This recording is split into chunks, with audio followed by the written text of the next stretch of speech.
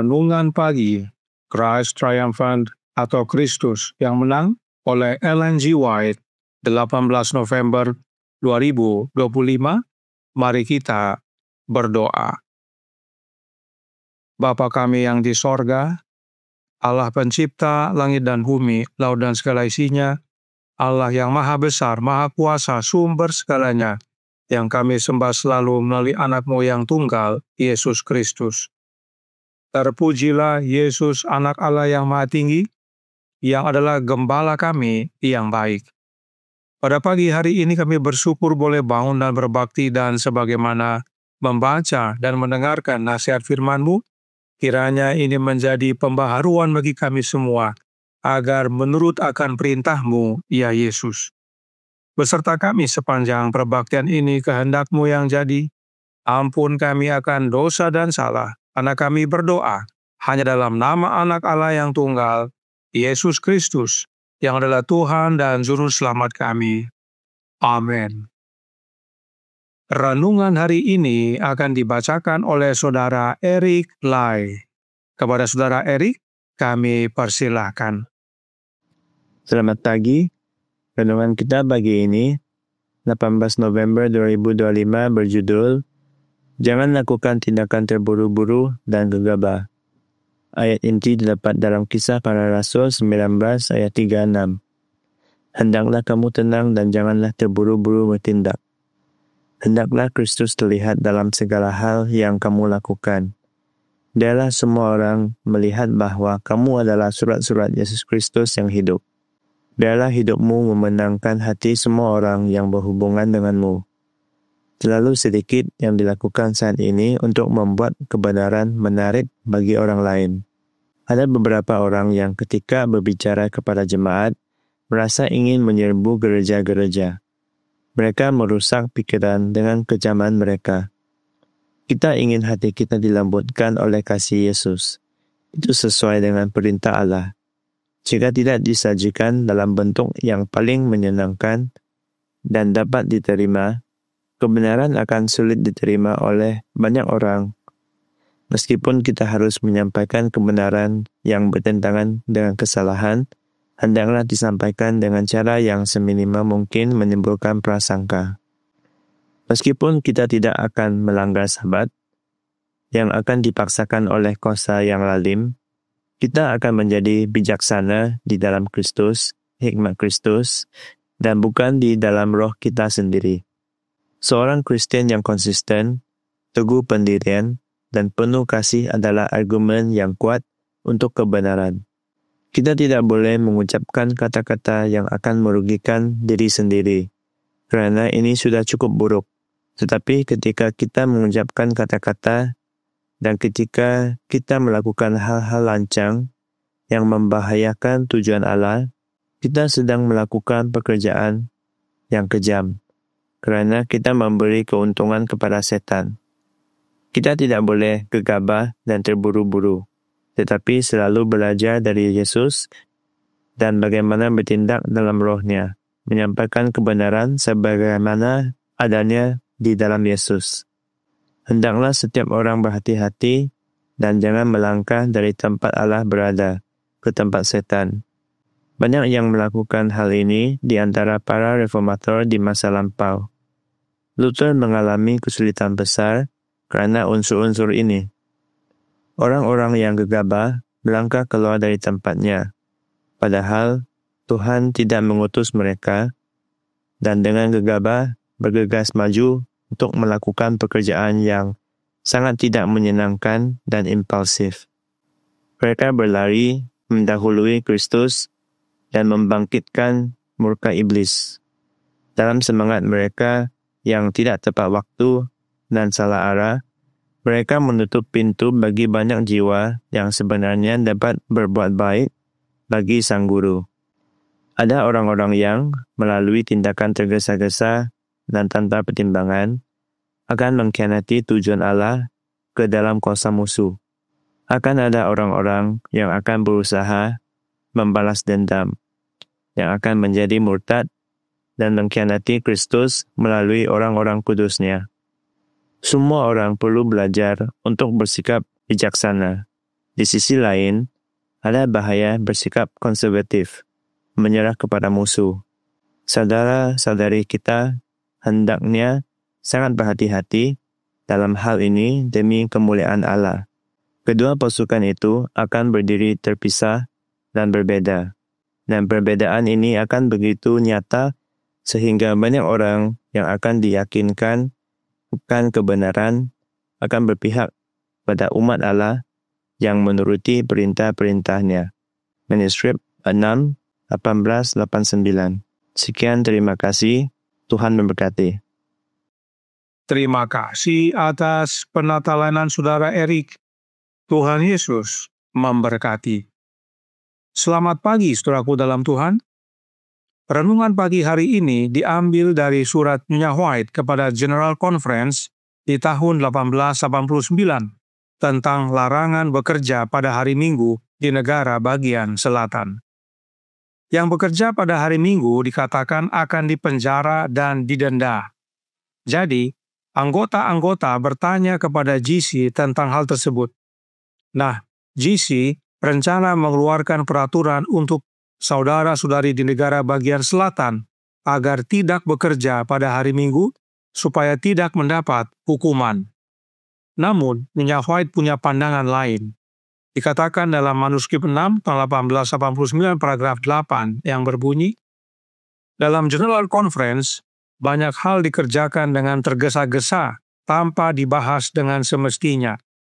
Semua orang tidak memiliki kesempatan untuk memikirkan dan mendoakan hal-hal ini, dan mereka yang memiliki kesempatan tidak memanfaatkannya dan tidak memanfaatkan kekuatan otak mereka. Mereka merancang dan melaksanakannya tanpa nasihat Allah. Bahkan, Nyonya White sampaikan, semua masalah kecil hendaknya diselesaikan dalam setiap konferensi negara bagian, sehingga banyak pertanyaan dapat dijawab dengan lebih mudah dan menghemat waktu, tenaga, dan beban yang selama ini sangat membebani General Conference. Sebab memang, larangan bekerja di hari Minggu hanya di negara bagian selatan. Karenanya, biarlah konferensi negara bagian selatan yang membahasnya. Oleh sebab itu, Nyonya White tekankan dalam paragraf 9. Banyak pertanyaan yang diajukan ke General Conference yang seharusnya tidak pernah muncul, melainkan diselesaikan di konferensi negara bagian Anda. Sudah menjadi kebiasaan untuk mengesahkan undang-undang yang tidak selalu berlandaskan hukum sorga. Masalah garis warna seharusnya tidak dijadikan urusan General Conference untuk diselesaikan. Namun pertanyaan yang melibatkan prinsip-prinsip yang membutuhkan banyak pertimbangan yang cermat dan penuh doa. Jadi, pertanyaan apakah saudara-saudara di negara bagian selatan yang tidak boleh bekerja pada hari Minggu dilarang bekerja? Bukanlah pertanyaan yang harus diajukan ke rapat GC. Sebab bagi Nyonya White, bila hal tersebut diputuskan di GC melalui pemungutan suara, maka berpotensi muncul kesalahpahaman, kesalahan langkah, dan hasil yang buruk. Oleh karenanya, Nyonya White menasihatkan dalam paragraf 11 yang berkata, jika para murid Kristus perlu berkumpul di satu tempat setelah kenaikannya dan berdoa memohon turunnya Roh Kudus, akan lebih penting lagi untuk melakukannya sekarang, ketika prinsip-prinsip yang khidmat dan berjangkauan luas terlibat. 10 hari dikhususkan untuk mencari Allah dengan sungguh-sungguh, dan 10 hari perlu diperpanjang menjadi 20 hari sebelum manusia berani menulis keputusan bagi umat mengenai hal ini. Inilah dasarnya renungan pagi hari ini menyatakan jangan melakukan tindakan terburu-buru dan gegabah. Ada baiknya untuk membawakan permohonan kita dalam doa sebagaimana jemaat mula-mula. Mengapa perlu dinasehati jangan terburu-buru dan gegabah? Manuskrip 6/1889 paragraf 14 berkata, sementara semua pemelihara Sabat cemas dan gelisah, berusaha memahami misteri masa depan dan mempelajari semua yang mereka bisa mengenai posisi yang tepat yang harus mereka ambil, pastikan mereka mendapat nasihat yang tepat mengenai pemeliharaan hari Minggu. Tindakan tidak dapat diambil terkait masalah ini di sini, dan umat kita dari semua golongan dan berbagai temperamen hendaknya menyikapinya dengan bijaksana. Kecenderungan heboh tentang isu undang-undang hari Minggu tidak hanya sekarang. Sejak zaman Nyonya White sudah ada, dan wajar karena sudah ada negara-negara bagian yang menerapkannya. Tetapi itu pun Nyonya White menasihati agar GC tidak membuat keputusan terburu-buru dan gegabah. Harus disikapi dengan bijaksana. Nasihat yang sama bagi kita semua. Sebab renungan hari ini berkata, melalui tindakan tergesa-gesa dan tanpa pertimbangan akan mengkhianati tujuan Allah ke dalam kuasa musuh. Tindakan terburu-buru dan gegabah bukan menuntun kita kepada Allah, tetapi malah menuntun kita kepada setan. Karenanya Nyonya White berkata dalam paragraf 14, akan selalu ada bahaya untuk bertindak ekstrim. Kristus berkata, kamu adalah sahabatku jikalau kamu berbuat apa yang kuperintahkan kepadamu. Yohanes 15 ayat 14. Kemudian berlututlah dalam doa. Jauhkanlah ego dan andalkan sepenuhnya pada nasihat Allah. Dengan demikian, jika semua orang berada di bawah kendali Roh Allah, tidak akan ada yang perlu ditakutkan, karena semua orang akan menghiasi ajaran Kristus, Juru Selamat kita. Di zaman kita ini, sudah ada umat-umat yang ekstrim. Oleh karena mereka mereka-reka sendiri bahwa undang-undang hari Minggu sudah dekat, maka mereka memutuskan sendiri untuk bersembunyi di tempat terpencil atau di hutan-hutan. Padahal Yesus berkata, kamu adalah sahabatku, jikalau kamu berbuat apa yang kuperintahkan kepadamu. Artinya, dalam setiap langkah dan keputusan kita perlu selalu bertanya kepada Yesus dan menuruti akan perintahnya. Itu sebabnya Nyonya White nasihatkan untuk berlutut dan berdoa. Karenanya, bagian kita bukan terburu-buru dan gegabah. Kita punya Yesus yang pimpin dan arahkan kita. Itu sebabnya Nyonya White berkata kepada anak-anaknya dan kepada kita semua dalam suratnya nomor 116 tahun 1894 paragraf 13. Serahkan dirimu ke dalam tangannya dan nantikan dengan sabar Tuhan membuka jalan bagimu. Jangan bertindak terburu-buru dan gegabah. Pemimpinmu akan membawamu ke sisinya.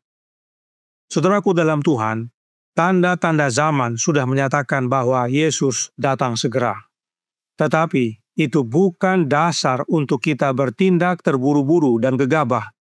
Datang kepada Yesus, serahkan hidup kita dalam tangannya. Sebab Yesus yang tahu apa yang kita perlukan dan turut arahan Roh-Nya dalam hati kita.